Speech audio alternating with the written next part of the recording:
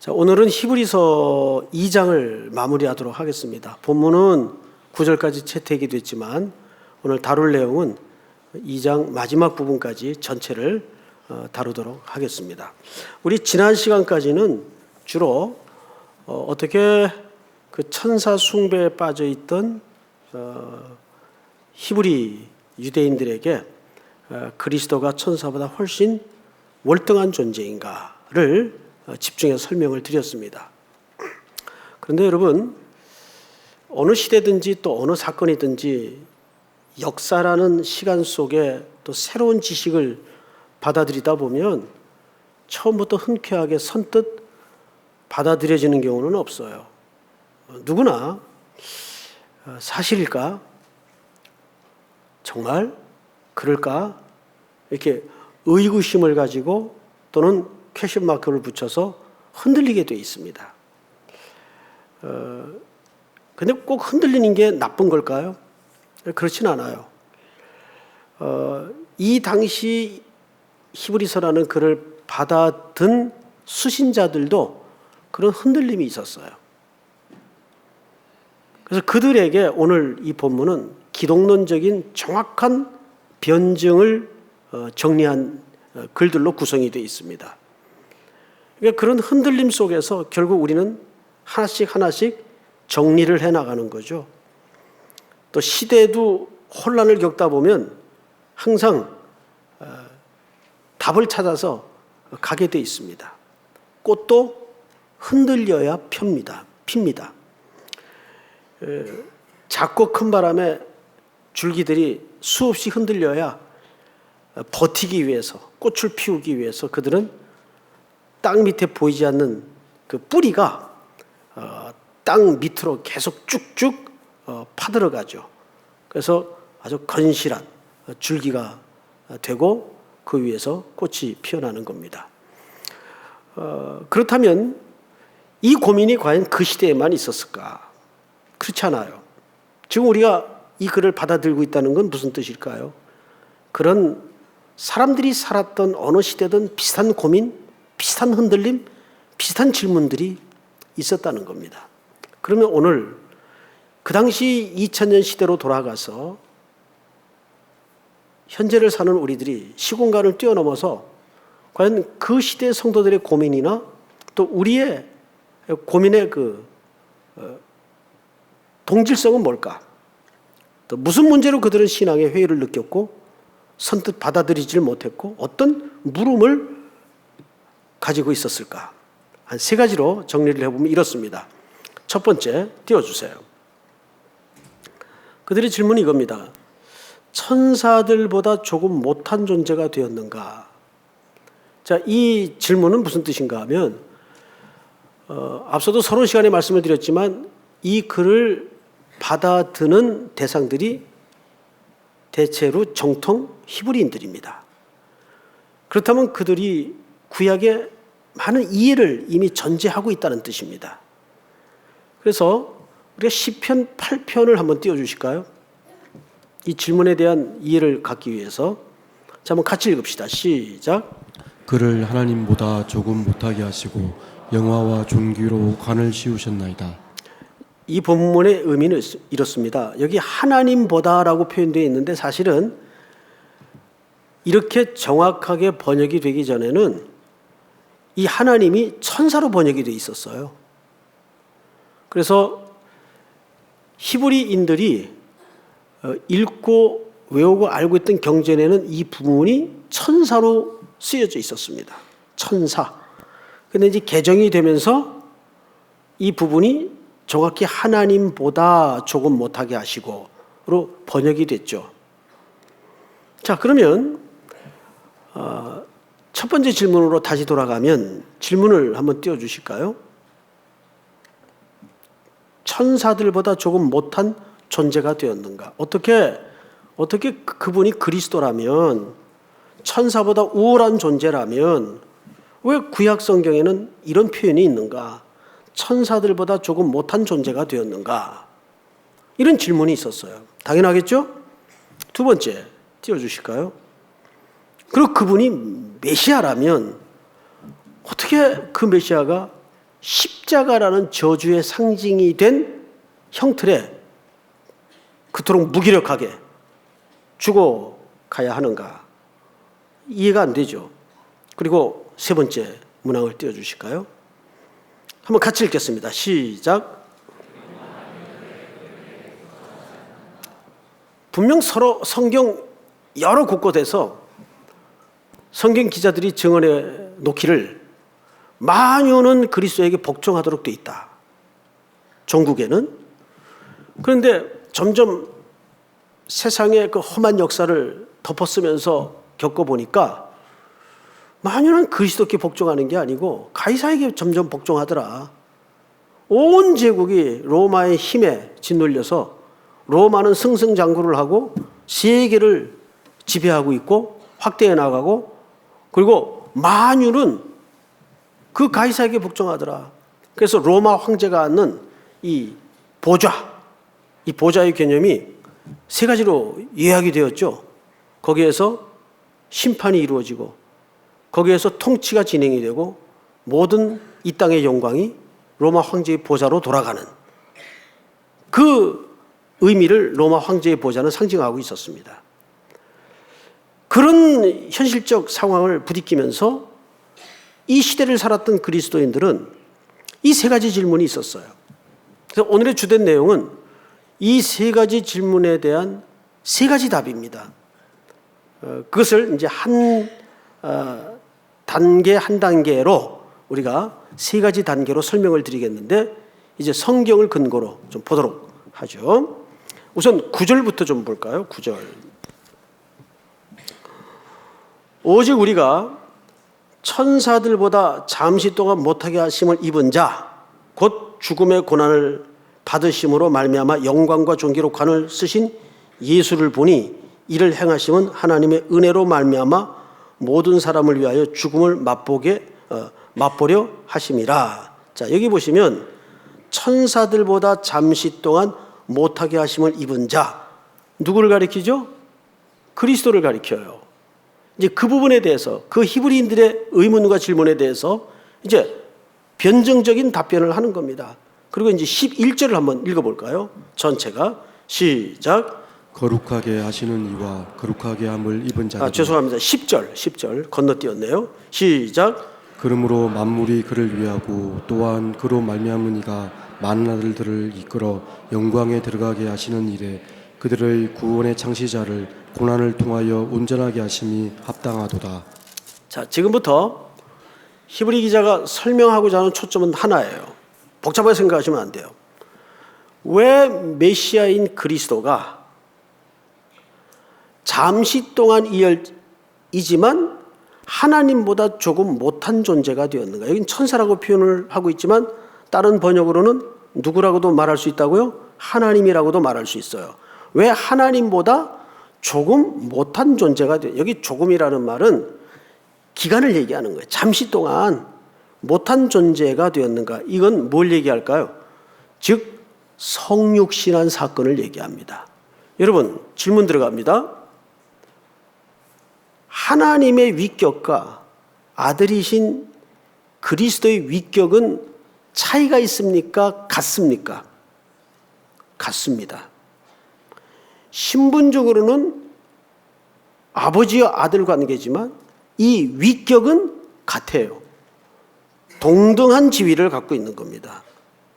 어떤 의미에서 신적인 위치에서 동등한 위치를 갖고 있는 겁니다. 그런데 하나님보다 잠시 못하게 하셨어요. 누구를?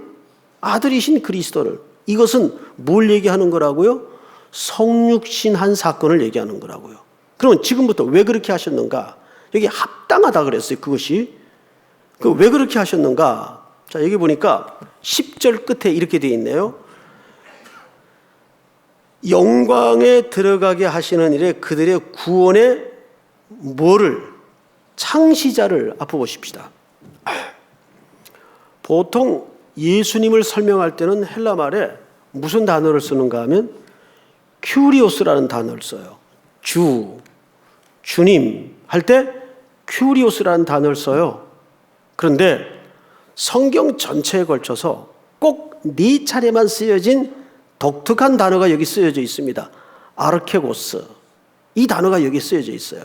여긴 창시자라고 되어 있어요. 주님을 아르케고스라고 표현을 했어요. 근데 이 말은 우리가 좀 이해하기 쉽게 조금 더 적합한 해석을 하자면 이런 의미입니다. 개척자. 근데 뭐에 대한 개척자라는 거죠? 구원에 대한 개척자라는 거예요. 자, 우리가 어디를 가기로 목적을 했다면 한 번도 어느 누구도 가보지 않는 길이에요. 그러면 많은 사람들이 그 길로 들어가도록 하기 위해서는 반드시 누가 있어야 될까요? 개척자가 있어야 돼요. 앞에 세워져서 그 길을 닦는 자가 있어야 돼요. 그래서 여러분, 성경 여러 곳을 살펴보면 예수님이 항상 자신을 가리켜서 자기의 정체성을 드러낼 때 내가 곧 뭐라 그럽니까? 길이요. 그 말이 개척자란 뜻입니다. 뭐에 대한? 이 구원의 경륜에 대한. 그래서 지금부터 이제 예수님이 구원의 개척자가 되어서 그 길을 닦는 분이에요. 자, 그런데 그 길을 어떤 방식으로 닦냐 보니까 고난을 통하여 온전하게 하심이 합당하다. 여기 말하는 고난은 그냥 고생하는 걸 얘기할까요? 그 말이 아니고 십자가의 죽으심을 얘기하는 거예요. 그 구원의 길을 닦는데 방식은 어떤 방식을 취하신다고요? 십자가의 죽음의 방식을 취하신다고요. 왜 그렇게 해야만 하는가?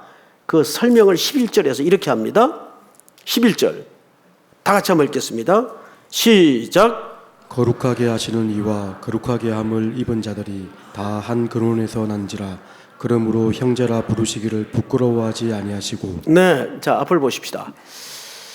이 11절이 좀 쉽지 않아요. 하지만 설명을 꼼꼼히 듣다 보면 이해 못할 내용이 하나도 없어요. 지금부터 설명을 드릴 테니까 잘 들으세요. 여기 지금 두 상대가 등장을 하죠. 하나는 거룩하게 하는 자가 등장을 해요. 그렇죠? 그리고 그 상대는 누굽니까? 거룩하게 함을 입은 자입니다. 자, 거룩하게 하는 자와 거룩하게 함을 입은 자가 등장을 해요. 근데 이 거룩하게 한 자가 거룩하게 함을 입은 자를 뭐로 부르기를 부끄러워하지 않았어요. 예, 형제로 부르기를 부끄러워하지 않았습니다. 근데 이 두 상대는 실질적으로는 형제가 될 수 없는 말이 안 되는 위치예요. 한 분은 누구세요? 신이세요. 그리스도세요. 한 분은 누구예요? 허물진 사망과 음부의 권세의 종로를 하던 죄인된 우리를 얘기합니다. 어떻게 이 양자가 형제로 불리워질 수 있습니까? 그래서 이것이 가능한 방법은 하나밖에 없어요. 뭘까요? 신이신 그리스도가 사람의 몸을 입고 내려오시는 일입니다. 이걸 우리는 뭐라 그러죠? 성육신이라고 해요. 자, 이 본문이 기독론적으로 왜 중요하냐 하면 왜 그리스도가 사람의 몸을 입으셔야 하는가에 대한 매우 중요한 변증 기록입니다. 그래서 이것은 은혜 받을 생각하지 마시고 외우세요. 자, 원래 구약의 율법을 보면 거룩한 것이 부정한 것에 닿아지면 부정한 것이 거룩해집니까? 거룩한 것이 부정해집니까? 헷갈립니까? 다시. 거룩한 것과 부정한 것이 있는데 구약의 율법에 이 양자가 스치거나 맞닿아지면 거룩한 것이 부정해집니까? 부정한 것이 거룩함을 입습니까? 예, 거룩한 것이 부정해져요. 예외가 있었죠. 신약의 예수님께서 길을 가시는데 부정한 여인, 상징적인 혈류병을 앓고 있던 여자가 바싹바싹 들이밀어지는 군중 사이에 있다가 거룩하신 예수님의 옷가에 손을 대요. 그러면 지금 부정한 것이 거룩한 곳에 손을 댄 겁니다. 그러면 율법의 원리대로 누가 부정해져야 돼요? 예수님이 부정해져야 돼요. 그런데 놀랍게도 예수님이 부정해졌어요. 그리고 누가 거룩함을 입습니까? 그 여인이 거룩함을 입어요. 따라 네 믿음이 너를 구원하였다. 깨끗하게 질병이 고침을 받습니다. 이것이 예수님이 이 땅에 오신 중요한 목적이에요. 자기가 인류의 더럽고 악한 죄를 뒤집어 쓰는 거예요. 부정해지는 거예요. 예수님이 이 땅에 성육신한 사건 자체가 뭐예요? 부정함을 입기 위해서 오시는 겁니다. 그리고 그 부정한 여인의, 우리를 대신하는 상징적인 그 여인의 평생의 고통을 뒤집어 씁니다. 그리고 그 여인은 예수님의 부정해진 결과로 깨끗함을 입습니다. 그것이 이사야가 노래한 이사야서의 고난의 종의 노래예요. 그가 채찍에 맞음으로 우리가 나음을 입었고, 그가 능력을 당함으로 우리가 고침을 받아요. 믿습니까? 이것이 그 예수님이 이 땅에 오신 중요한 목적이에요. 그래서 잘 보세요. 11절을 다시 보세요. 거룩하게 하시는 이와 거룩하게 함을 입은 자들이 다 한 근원에서 난지라. 절 보세요. 이 말이 돼야 안 돼요? 말이 안 되죠. 여러분, 어떻게 거룩함을 입은 자와 거룩하게 한 자가 한 근원에서 났습니까?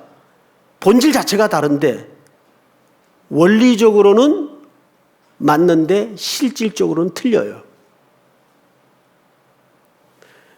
예수님이 이 땅에 그렇게 오셔서 우리를 거룩하게 만드시고 우리를 뭘로 부르는데 부끄러워하지 않았다고요? 형제로 부르는데 부끄러워하지 않았어요. 그래서 우리를 끌고 어디로 들어가신 거예요? 거룩한 영광에로 들어가신 겁니다. 그래서 우리를 다 하나님 아버지의 한 근원에서 난 존재로 여겨버리시는 거예요. 믿습니까?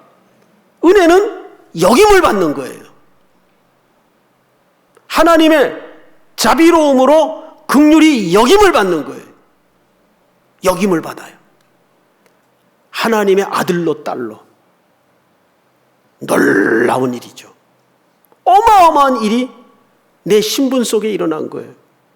이것이 예수님이 이 땅에 오신 중요한, 그리고 천사보다, 아니 하나님보다 조금 잠시 동안 못하게 되실 수밖에 없었던 인카네이션의 중요한 이유라 그 말이에요. 두 번째, 주제를 한번 띄워주세요. 두 번째 읽습니다. 시작. 왕권 성취의 두 번째 단계, 사망의 세력을 잡은 마귀를 멸하심. 여기 멸하다라는 말은요, 없앤다 그 말 아니에요. 무기력하게 권리를 뺏어버린다 그 말이에요. 묶어서 무기력하게 만든다 그 말이에요. 왜? 지금 마귀는 무슨 권세를 붙들고 있죠? 에덴에서 아담이 넘어지면서 사망이 들어왔어요. 그 권세가 마귀에게 있습니다. 그래서 마귀는 우리 죽음의 문제를 가지고 매일 겁박을 합니다. 그래서 온 인류는 이 죽음의 문제 앞에 항상 전전긍긍하고 벌벌 떨게 돼 있어요. 누구도 이 죽음의 문제를 해결하지 못해요. 그리고 아담 안에서 태어난 모든 인류는 아담이 범죄를 할 때 그 안에서 이미 함께 죄를 지은 DNA가 있어요.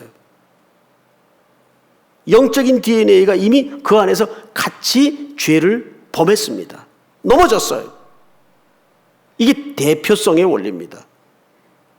그래서 아담의 혈통에서 태어난 어느 인류도 죄인으로 태어나기 때문에 그 문제를 해결할 수가 없어요. 죄의 문제를 해결할 수가 없어요. 왜? 죄의 값은 뭡니까? 사망이에요. 그 사망을 설명하는 게 뭐예요? 시체예요. 죽음의 결과다. 죄의 결과다. 그 뜻이에요. 웅변적으로 말해주는 거죠. 기독교가 가장 위험한 것은 기독교가 도덕적이 되고 윤리적이 되고 박애주의가 되는 겁니다. 여러분 혹시 오래된 영화이긴 한데 더 미션이라는 영화 보셨나요? 거기 가브리엘이라는 신부가 등장을 하는데 그 과라니족을 선교하기 위해서 바들바들 떨면서 나직한 바위에 앉아가지고 창을 들고 이렇게 협박에 들어오는 밀림 안에서 연주를 하죠. 그게 오보에라는 악기입니다. 오보에. 근데 그 속에서 흘러나오는 음악, 그게 OST인데 기억하십니까? 넬라 판타지입니다. 여러분 넬라 판타지 가사를 보세요. 인류의 인간의 선함으로 이루어질 낙원 그리고 박애주의를 얘기합니다. 그 넬라 판타지가 가브리엘 신부 오보의 연주를 통해서 흘러나와요. 그 끝부분에 가면 포르투갈과 스페인의 그 싸움 아닙니까? 결국은 실제 있었던 실화입니다. 저는 그걸 한 3번 정도 본 것 같아요. 한 번은 그 폭포 때문에 보고 너무 멋있다 그래가지고, 한 번은 철들어서 보고, 한 번은 단체로 보고, 한 3번 정도 본 것 같아요. 그런데 그 마지막 끝부분에 폴란드 군인들이 교회를 습격을 해요. 개종한 전도를 받은 과라니족 일부 성도들과 또 그 가브리엘 신부까지, 그 회개한 신부 멘도자까지 온몸으로 막죠. 그런데도 무자비하게 불을 지르고 죽입니다. 그때 가브리엘 신부가 기가 막힌 대사 하나를 떨고 엎드립니다. 우리는 인간이잖아. 인간이 이래서는 안 되는 거 아니야. 다 그 대사에 속아요. 멋지죠. 우리는 인간이잖아. 아니요. 인간의 박애주의로 도덕으로 윤리로 세상이 바뀌지도 않고 인간은 그렇게 멋지게 폼 잡을 만큼 선하지도 않아요. 그게 인간의 실제예요. 사실은. 얼마나 인간이 악합니까? 우리는 껄핏하면 짐승만도 못한 짐승들이 화내요. 짐승들은 자기 배 부르면 남의 거 안 뺏어요. 인간은 자기 배가 불러도 터져나가도 남의 걸 뺏어요. 어디다 대고 짐승만도 못한. 여러분, 사람은 본질이 악해요. 그래서 아담 안에서 모든 인류는 이 죄 문제를 해결할 사람이 없어요. 그런데 하나님의 사랑은 절절히 끓어요. 어떻게 하면 좋을까?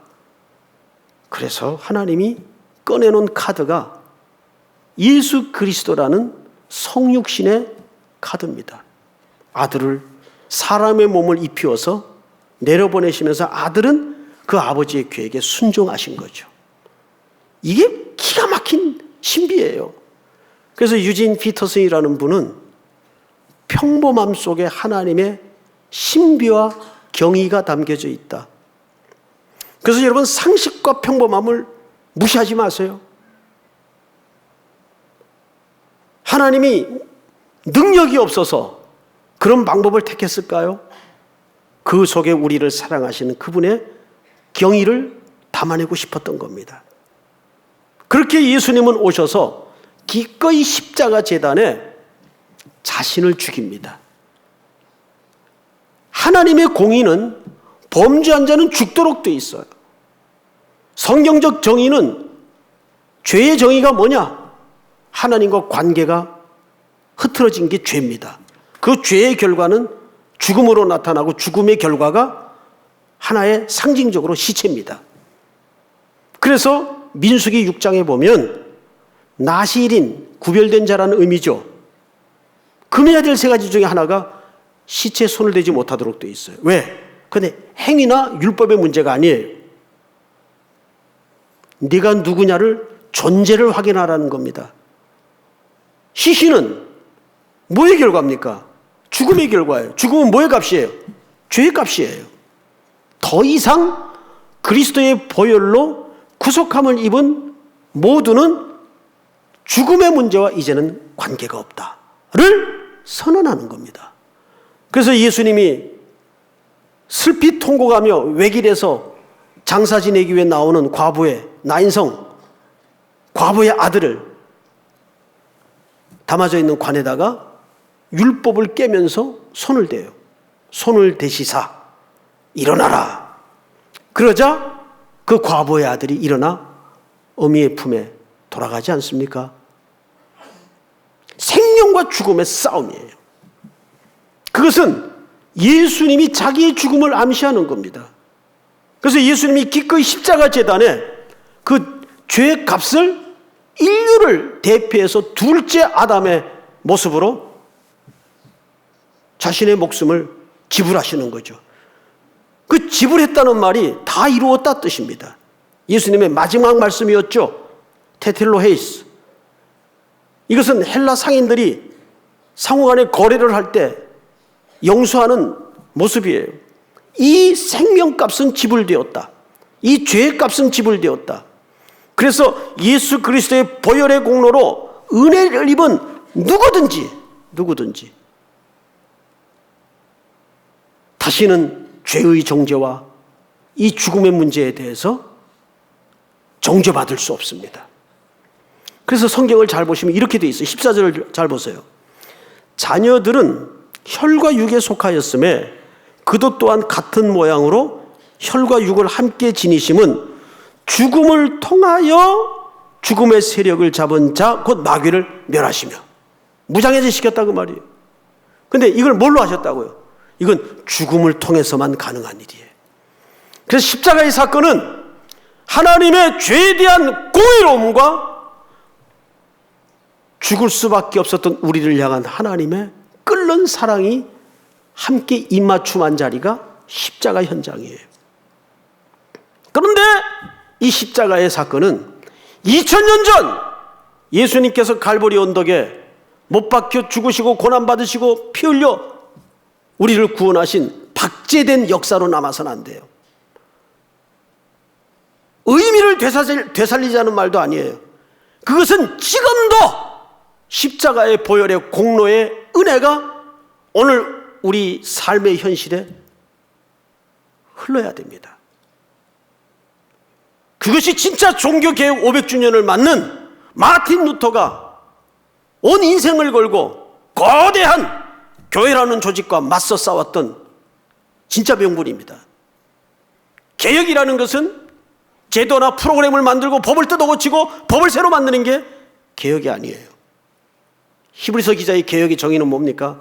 그리스도가 드러나기까지. 오늘도 우리 성도들의 삶 속에 우리 한국교회 한복판에 다시 2000년 전 그 갈보리 언덕에 죽으신 예수님의 피 흘린 사건이 박제된 역사가 아니라 살아있는 사건으로 매일 우리의 일상에 흘러내려야 됩니다. 우리는 매일 그 십자가의 사건의 은혜의 구원을 입어야 됩니다. 물론 우리는 사망에서 생명으로 완전히 옮김을 받았어요. 근데 그것이 온전히 완성이 되기까지는 매일 그 보혈의 공로가 새아침에 눈을 뜨면 광야에서 여전히 오늘 먹을 새로운 양식이 필요했듯이 오늘도 그 양식이 보혈의 공로가 은혜가 나에게 필요한 겁니다. 믿습니까? 이건 죽음을 통해서만 가능한 일이에요. 이것이 그리스도의 대제사장 되신 중요한 이유입니다. 마지막으로 세 번째 18절을 한번 보십시다. 18절 다 같이 한번 읽겠습니다. 시작. 그가 시험을 받아 고난을 당하셨은즉 시험 받는 자들을 능히 도우실 수 있느니라. 아멘. 시험 받는 자들을 능히 도우신다는 말이 이런 의미는 아닙니다. 시험도 없이 해주고 환난도 없이 해주고 그런 의미가 아니에요. 예수님이 제자들을 향해서 명했습니다. 배를 타고 먼저 건너가라. 이 뱃길은 두 가지 의미가 있어요. 예수님이 가라 명하신 길이고 그 배 안에는 물론 사랑하는 제자들이 태워졌어요. 배가 바다 한복판으로 진입할 즈음에 가장 칠흑 같은 밤에 새벽이 터오기 전에 기류변화가 일어나면서 폭풍우가 칩니다. 바람이 불고 파도가 배를 뒤집어 엎을 듯 큰 물결이 일어납니다.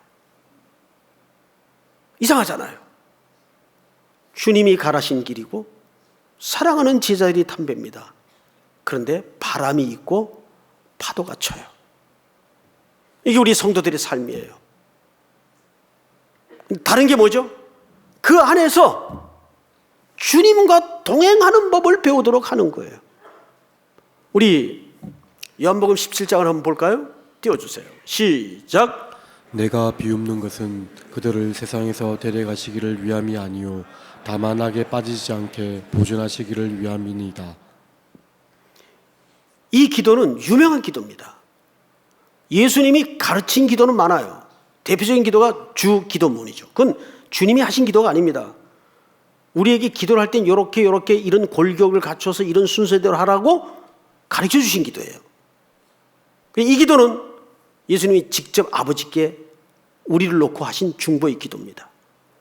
이 기도의 내용을 잘 보세요. 내가 비옵는 것은 그들을 세상에서 데려가시기를 위함이 아니요 다만 악에 빠지지 않게 뭐 하시기를 보존하시기를 위함이니이다. 보존이라는 말이 등장을 해요.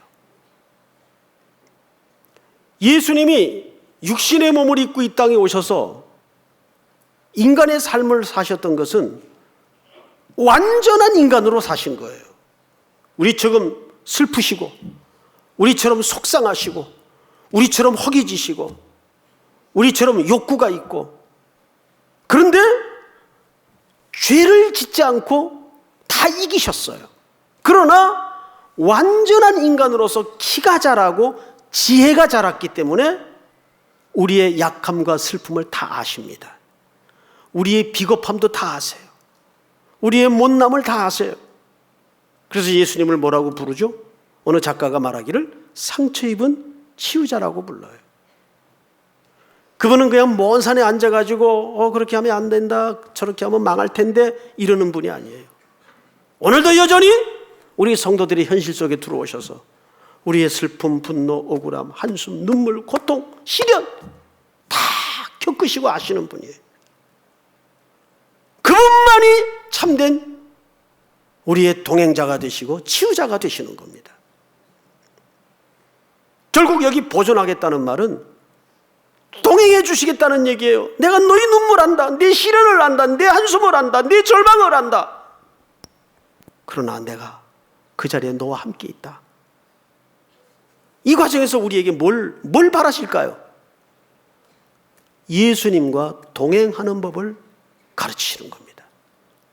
이스라엘 백성들이 광야를 걸을 때 그 매일 만나는 새아침을 생각해 보세요. 찬란한 햇빛이 없겠어요? 아니에요. 아침에 눈만 뜨면 지글거리는 태양은 떠오르는데 200만 가까운 그 어마어마한 인구가 아무것도 없는 이 벌판을 또 하루를 살아내야 됩니다. 무슨 생각을 하고 아침을 맞았겠어요? 오늘도 정말 어제처럼 만나는 내릴까? 그걸 40년 겪어봐요. 뭘 배우겠어요? 주님밖엔 답이 없구나. 하나님을 바라는 것밖에는, 의지하는 것밖에는 광야의 삶이란 답이 없구나. 그걸 혹독하게 40년 동안 연습합니다. 훈련을 시킵니다. 그 가운데서도 신명기서의 결론이 뭐예요? 너희 발이 부르지 않고 의복이 휘어지지 않고 매일 하루도 걸음 없이 만나를 주신 하나님을 만나지 않습니까? 그 만나는 어디서 끝입니까? 가나안 땅에 들어가서야 매일 내리던 만나가 끝이 납니다. 왜? 그 땅은 농경지가 있는 땅이기 때문에. 사랑하는 성도 여러분, 우리는 오늘 세 가지 초점에 대해서 세 가지 성경적 답을 들었습니다. 결국 왜 예수 그리스도는 잠시 동안이라도 낮아지셔야 했는가? 왜 그분은 오늘 우리와 동행해 주시고 사망을 통해서 대속의 죽음을 죽어주셨는가? 그리고 왜 우리를 여전히 오늘도 살아계셔서 우리의 생명과 삶을 보존해 주시는가? 그것이 과거에 일어났던 역사가 아니라 오늘 여러분 삶 속에 생생하게 살아있는 생명의 양식이요 만나의 사건이 될 수 있기를 주님의 이름으로 축원하고 축복합니다. 우리 다 일어나십시다. 그 사랑 우리 찬양하십시다.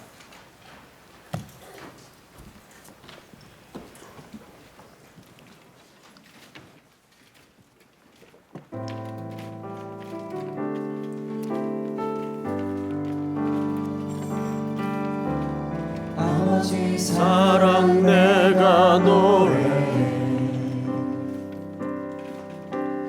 아버지 은혜 내가 노래해 그 사랑 변함없으신 거짓 없으신 성실하신 그 사랑 상한 갈 때 꺾지 않으시는 상할 때 꺾지 않으시는 꺼져가는 등불 끄지 않는 그 사랑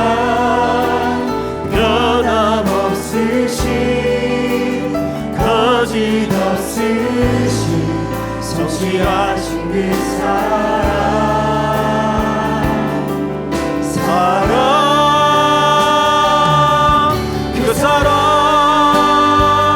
날 위해 죽으신 날 위해 다시 사신 예수 그리스도 다시 오실 그 사랑 죽음도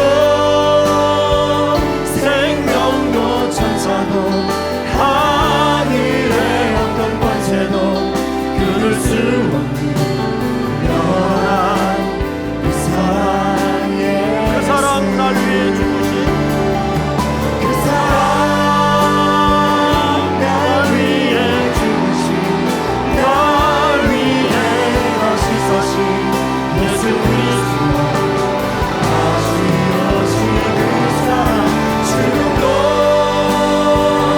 생명도 천사도 하늘의 어떤 권세도 끊을 수 없는 영원한 그 사랑 예수. 우리 서신처럼 한번 기도합시다. 조용히 눈을 감고 오늘 주신 말씀을 기억하면 좋겠습니다.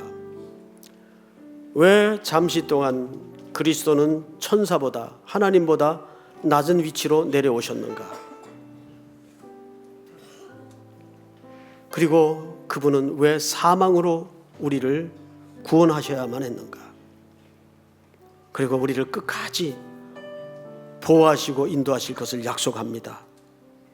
오늘 이 세 가지 말씀이 2000년 전 박제된 스토리나 이야기가 아니라 오늘 우리의 현실에 우리의 고단한 삶의 걸음에 매일매일 능력이 되는 살아있는 약속이 되게 하시고 말씀이 되게 하여 주시옵소서. 계속 이어지는 미얀마 선교, 일본 선교, 군 선교, 그리고 수도권 선교를 위해서 또 이번 주간은 우리 전국 대학생 청년 수련회가 수동 기도원에서 있습니다. 주여 부른 다음에 기도합니다. 주여! 하나님 은혜를 주여